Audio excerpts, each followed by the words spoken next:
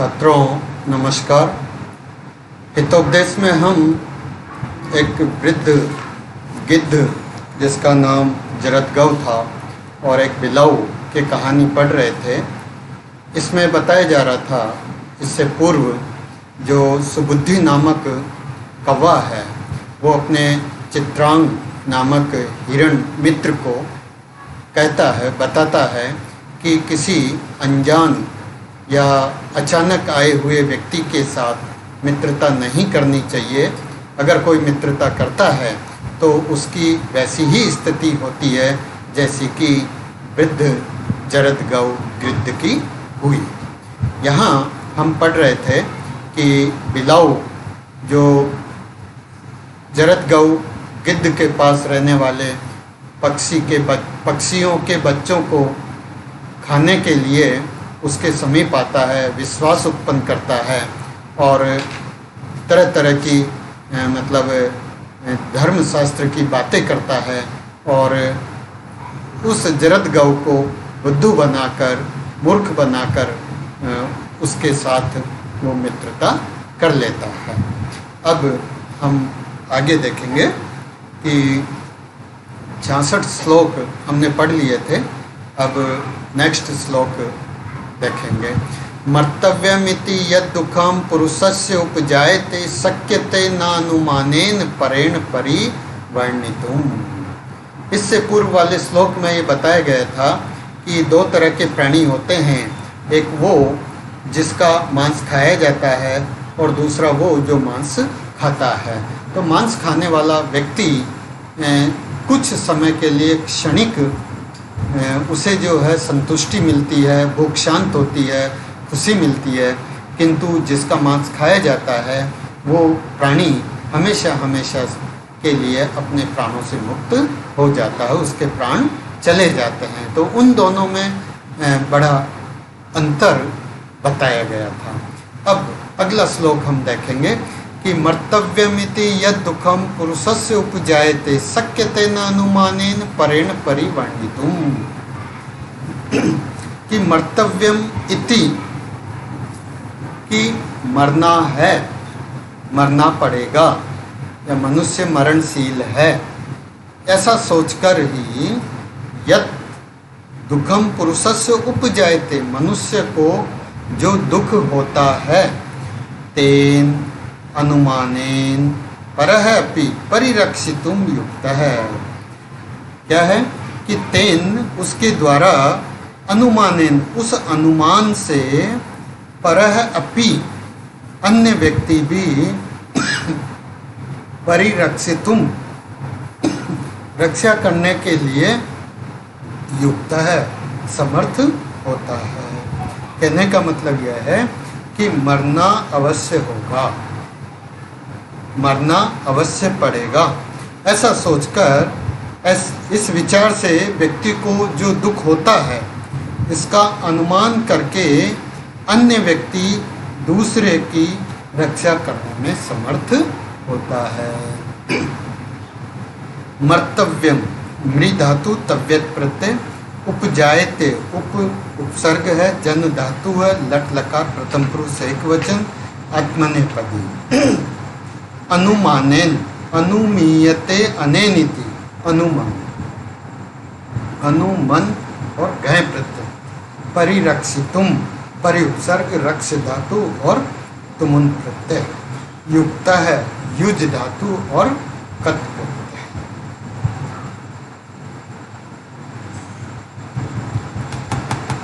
स्वच्छंद वन जातेन शाकेन अपि प्रपूर्यते अस्य दुग्धोदरस्य अर्थे क कुर्यात पातकम महत्। कि यत उदरम जो पेट है, स्वच्छंद वन जातेन शाकेन अपि प्रपूर्यते, स्वेच्छा से वन में उत्पन्न हुए शाक वनस्पति से भी प्रपूर्यते भर लिया जाता है। अस्य दुग्धोदरस्य अर्थे, इस दग्धोदरस्य, इस जले पेट यानी पापी पेट के लिए कह महत पातकम कुर्यात, कौन भयंकर पाप करे। कहने का मतलब यह है कि यह उदर, ये जो पेट है, यह स्वच्छंद वन में उत्पन्न होने वाली वनस्पति से भी भर लिया जाता है, तो फिर कौन इस पापी पेट के लिए, इस पेट की अग्नि को शांत करने के लिए इस प्रकार का भयंकर पाप करे। प्रपूर्यते, प्र उपसर्ग, पूर्व धातु, लट लकार, प्रथम पुरुष, एक वचन, आत्मनेपदी। दुग्धो उद्रस्य, दग्धम उद्रम, तस्। एवं विश्वास्य स मार्जारः तरु कोटरे स्थित है। इस प्रकार विश्वास उत्पन्न करके वह मार्जार, वह बिलाव उस तरु कोटर में ही रहने लगा, उस पेड़ के बिल में ही रहने लगा। ततः दिनेषु गच्छत्सु पक्षी शावकान आक्रम्य कोटरम आनीय प्रत्यहम खादति। अब जैसे जैसे दिन व्यतीत हुए, ततः दिनेषु गच्छत्सु, इस प्रकार इसके बाद कुछ दिन व्यतीत होने पर पक्षी शावकान आक्रम्य, पक्षियों के बच्चों पर आक्रमण करके पकड़कर कोटरमानीय, अपने कोटर में लाकर प्रत्यहम खादति, वो प्रतिदिन खाने लगा। ये शाम पत्यानि खादितानि, जिनके बच्चे खाए गए, तई उनके द्वारा शोकार्तई विलपत भी इतः ततः जिज्ञासा समारब्धा। उन्होंने शोक से विलाप करते हुए इधर उधर उनको ढूंढना प्रारंभ किया। मतलब जिनके बच्चे खाए गए, उन पक्षियों के द्वारा अपने बच्चों के वियोग में दुखी होकर विलाप करते हुए अपने बच्चों को इधर उधर ढूंढा गया। तत् परिज्ञाय मार्जारः कोटरात् निसृत्य बहिर्पलायित। इसके बाद मार्जार उस कोटर से निकलकर बाहर पलायन कर गया। पश्चात पक्षी भी ततः निरूप्यत भी तत्र तरु कोटरे शावकास्थिनि प्राप्तानि। इसके बाद पक्षियों के द्वारा इधर उधर देखने पर वहाँ उस वृक्ष के कोटर में शावकों की, पक्षियों के बच्चों की अस्थियां, हड्डियां प्राप्त की गई। अनंतरम ते ऊचु, इसके बाद वो बोले कि अनेनेव जरद गवेन अस्माकं शावका खादिता, कि निश्चित रूप से इस जरदगव नामक गिद्ध के द्वारा ही हमारे बच्चों को खाया गया है। इति, इस प्रकार सर्वई पक्षी भी, सभी पक्षियों के द्वारा निश्चय करके गिद्धो व्यापादित है, गिद्ध को मार दिया गया। अतो अहम ब्रवीमि, इसलिए मैं कह रहा हूँ कि अज्ञात कुल शीलस्य इत्यादि, कि अज्ञात कुल और शील वाले व्यक्ति के साथ मित्रता नहीं करनी चाहिए। इत्याकर्ण्य स जम्बुक है स कोपमा है। यह सुनकर वो जम्बुक, जो कि चित्रांग नामक मृग के साथ दोस्ती की इच्छा से उस जंगल में आया था जहाँ मृग और कौवा निवास कर रहे थे, वो बोला स कोपमा है, क्रोध युक्त होकर बोला, क्रोध में, गुस्से में बोला, मृगस्य प्रथम दर्शन दिने भवान अपि अज्ञात कुलशील एव, कि जब तुम्हारी, यानी कव्वे की, सुबुद्धि नामक कव्वे की और चित्रांग नामक मृग की जो पहली बार जब तुम्हारी दोस्ती हुई थी, तुम्हारी मित्रता हुई थी, जब तुमने पहला दर्शन किया था, उस दिन आप भी तो अज्ञात कुल और शील वाले ही थे। तत्कथम भवता सह एतस्य स्नेहानुवृत्ति उत्तरोत्तरम वर्धते। तो फिर बताओ कैसे आपके साथ इसकी जो है, इसका स्नेह दिन प्रतिदिन जो है बढ़ता गया।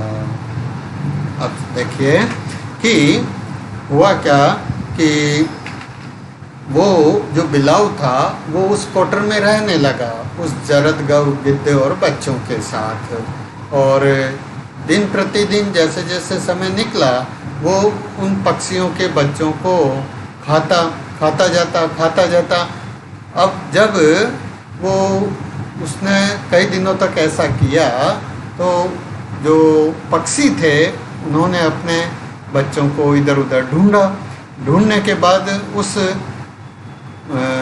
कोटर में ही बच्चों की जो है हड्डियां मिली। तो उन्होंने सोचा कि इस जरद गऊ ने ही हमारे बच्चों को मारा है और यही उनको खा गया।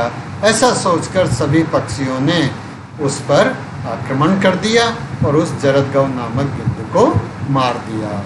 इसीलिए मैं कह रहा हूँ कि अज्ञात कुलशील वाले व्यक्ति के साथ मित्रता नहीं करनी चाहिए। ये जो बात है, ये सुबुद्धि नामक कौवा चित्रांग नामक हिरण से, मृग से कह रहा है, जिसके साथ एक शुद्र बुद्धि नामक जम्बुक मित्रता की नीयत से आया था। उसे देखकर उस बुद्धि नामक कौवा उसे समझाता है कि अचानक आए हुए व्यक्ति के साथ मित्रता नहीं करनी चाहिए, अन्यथा वो ही स्थिति हो सकती है जैसे कि उस वृद्ध गिद्ध की हुई। उसने बिना सोचे समझे उस बिलाव पर विश्वास किया, उसको अपना मित्र बना लिया और उस बिलाव ने जो है धोखा किया। तो अब वो जम्बुक जो है क्रोधित हो जाता है और वो कहता है उस कौवे से कि जिस दिन तुम्हारी और मृग की पहले दिन मित्रता हुई थी, उस दिन तुम भी तो अज्ञात कुल और शील वाले ही थे। तो फिर बताओ कैसे तुम्हारी और इसकी जो है मित्रता में दिन प्रतिदिन वृद्धि हो गई।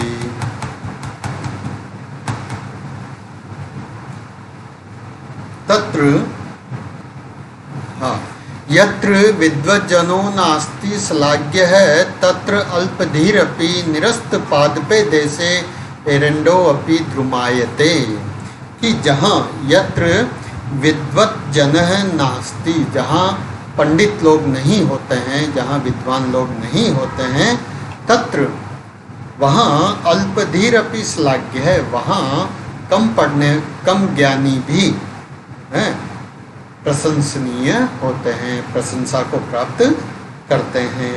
निरस्त पादपे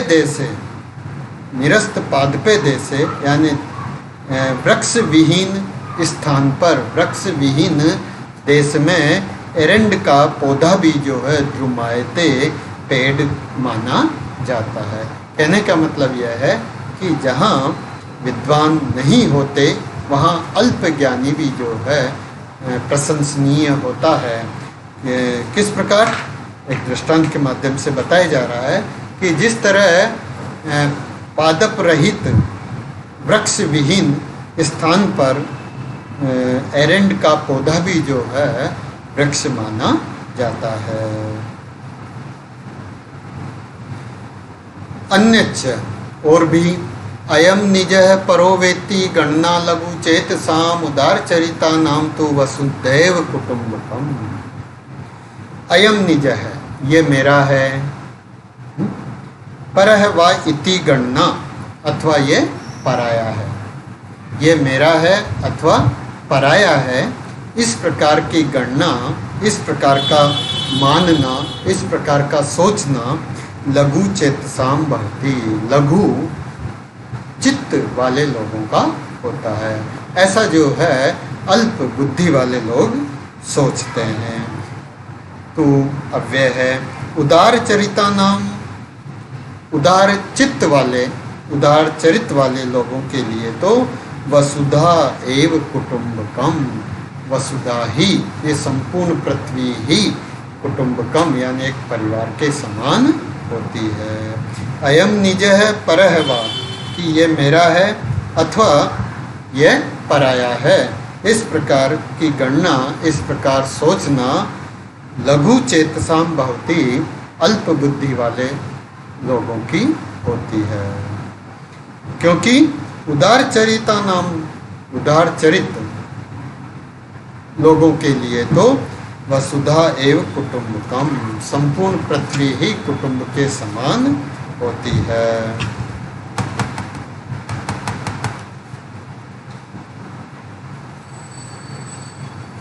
उदार चरिता नाम, उदारम चरितम येषाम ते, बहुब्रीहि समास तेषाम, लघु चेतसाम, लघु चेत येषाम ते, बहुब्रीहि समास तेषाम।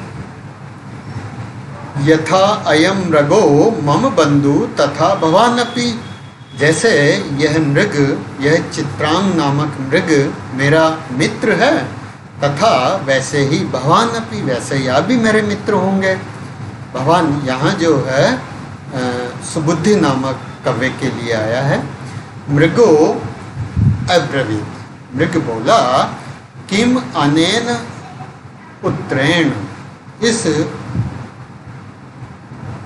उत्तर प्रत्युत्तर से क्या, इस प्रकार की बहस से क्या, सर्वे रेव एकत्र विश्रम्भालाप ही सुखी भी स्थीयताम, कि सभी एक स्थान पर विश्वास के साथ सुखपूर्वक रहें। यानी हमें सभी को जो है एक साथ यहाँ विश्वास के साथ सुखपूर्वक रहना चाहिए। यतः, क्योंकि न कश्चित कस्यचित मित्रम न कश्चित कस्यचित रिपु व्यवहारेण मित्राणि जायन्ते रिपुवः तथा। अब वो चित्रांग मृग कहता है कि न कश्चित कश्चित कस्यचित मित्रम न, कि कोई किसी का मित्र नहीं होता, और कश्चित कस्यचित रिपु न, और न कोई किसी का शत्रु होता है। व्यवहारेण मित्राणि तथा रिपुवः जायन्ते, व्यवहार से ही मित्र और शत्रु बन जाते हैं। कहने का मतलब यह है कि जन्मजात न तो कोई किसी का मित्र होता है और न कोई किसी का शत्रु होता है, व्यवहार से ही मित्र और शत्रु बन जाते हैं। जायन्ते, जन धातु लट लकार प्रथम पुरुष एक बहुवचन आत्मनेपदी। काकेन उक्तम, कव्य ने कहा एवं अस्तु, ठीक। अतः प्रातः सर्वे यथा विमत देशम गतः, इसके बाद सभी जो है प्रातःकाल होने पर अपने अपने इच्छा से अपने अपने स्थान को चले गए। धन्यवाद।